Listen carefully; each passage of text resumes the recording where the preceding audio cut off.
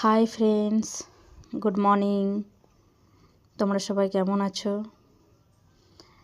আমি একটা জায়গা ঘুরতে গিয়েছিলাম, সেখানেই মন্দিরটা ছিল। আমার তো খুব ভালো লাগছিল, তাই ভাবলাম তোমাদের সঙ্গে একটু শেয়ার করি। তো মন্দিরটা তোমাদের কেমন লাগছে আমাকে একটু কমেন্টে জানিও।